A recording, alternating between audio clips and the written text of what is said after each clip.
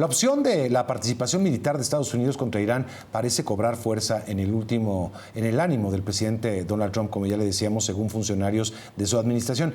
¿Qué significaría esto para el futuro de un conflicto en desarrollo y del Medio Oriente en general?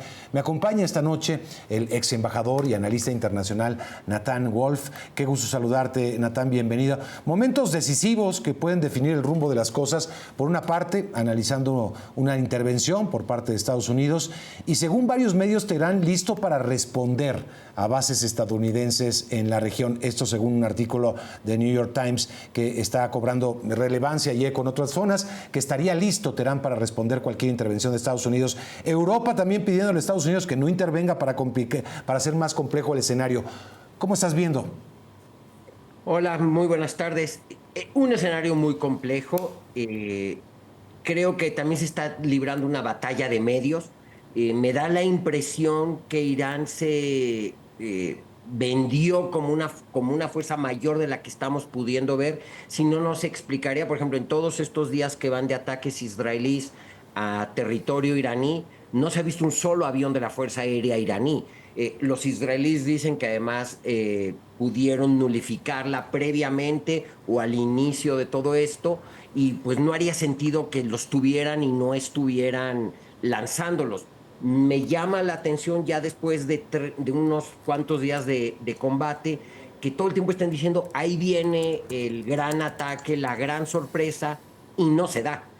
Digo, afortunadamente también no se da. Entonces, creo que también estamos viendo la batalla en el campo y la batalla en los medios. También me da la impresión que en el caso de Irán también le está hablando a sus conciudadanos para que no se pudieran los que quisieran levantarse contra el mismo régimen. La verdad es que creo que sí hay mucha incertidumbre en qué está pasando. Si el presidente Trump dejó abruptamente la cumbre del G7 en Canadá, yo creo que es porque trae alguna idea en particular, no creo que lo haya hecho nada más para ir a monitorear el conflicto desde Washington.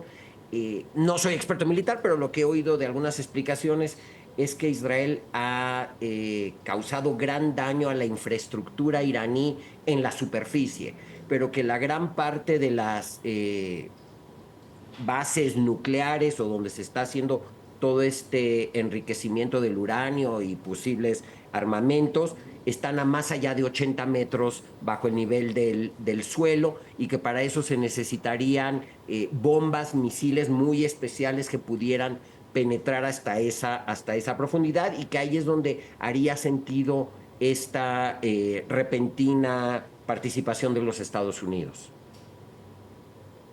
Ahora, Natán, eso ha sido gradual. Recordamos en abril del 2024, el año pasado, este ataque a la embajada de Irán en Siria, en Damasco, esto con bajas importantes también en las fuerzas militares iraníes, una respuesta también. Vaya, esto ha ido de menos a más. También lo que ha hecho Israel con Hezbollah, obviamente financiado por Irán, desarticular prácticamente a Hezbollah en el sur del Líbano. Esto también ha sido, me parece que parte de las piezas del ajedrez que ha ido construyendo Netanyahu hasta llegar a esto. ¿Es tal la amenaza que representa Irán al pueblo de Israel? Yo creo que sí, de hecho, digo, estamos hablando ya si no de años, ya hasta casi una década o más de amenazas constantes. Y lo que sí es real, que si bien estaban ataques directos de Irán hacia Israel, pues sí estaban estos grupos que abiertamente y todo, o sea, eso lo sabe el público en general, financiados por Irán, que son Hezbollah, son Hamas, son los Houthis en Yemen. Y entonces Israel librando estas batallas en diferentes frentes, yo creo que también llegó el cálculo y fueron preparando, porque además digo, no es fácil tomar la decisión de atacar a un país de la magnitud de Irán. Vinieron trabajando en el sentido de podemos llevarnos guerra de guerrillas contra Hamas, Hezbollah y los Houthis por años, mejor Claro. vayamos al centro del problema y cortemos pues hasta el financiamiento, la venta de armas y demás de Irán hacia estos grupos. Yo creo que ese ha de ser un poco el ajedrez que tú bien mencionas, por el que Netanyahu tomó la decisión de atacar Irán y estamos viendo las reacciones mundiales. silencio de algunos, condenas muy ligeras de otros, lo cual también deja ver un poco este panorama de cierto temor y desconfianza hacia el régimen de la República Islámica. Ahora, recordamos hace un poquito más de 20 años la intervención, la invasión en Irak, también bajo el mismo pretexto. Fundamentalmente se estaban fabricando bombas nucleares, cosa que no se comprobó, de hecho se desmintió. Es lo mismo, digamos, lo que representaba en ese entonces el Irak de ese entonces de Saddam Hussein frente a la Irán de hoy del Ayatollah. No, yo creo que estamos hablando de dimensiones muy distintas. Creo que sí estamos ante un país mucho más poderoso, en el caso de Irán, de lo que en su momento era Irak. Es un régimen bastante fuerte en este sentido. Entonces, y donde pues, hasta más organismos internacionales saben que se ha hecho trabajo para el enriquecimiento del uranio y de otros minerales encaminados hacia, como se le pueda llamar, algún tipo de arma nuclear. El constante rechazo y oposición de Irán a cumplir con cosas como pues, que vengan, revisen, se audita y demás, y se oponga tajantemente a esta situación. Hay muchos conflictos además detrás de Irán. Sabemos que el mundo árabe está dividido entre sunitas y chiitas. La mayoría de los países son sunitas, Irán es chiita, entonces también hay esta confrontación interárabe en este sentido, intermusulmana, porque los iraníes no son árabes. Sí. Y ahí va mi otra pregunta para que nos expliques y cómo está la geopolítica.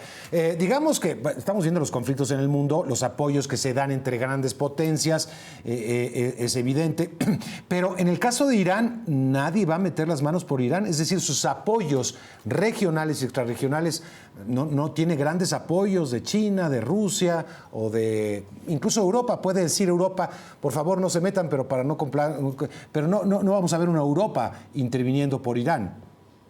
No, y de hecho las declaraciones iniciales de la mayoría de los líderes europeos o el mismo comunicado que sacaron los líderes reunidos en el G7 iban en el sentido de que no quieren un Irán nuclear. O sea, nadie quiere el tema de Irán nuclear, lo cual quiere decir que a nadie le cabe duda que tiene la capacidad de serlo.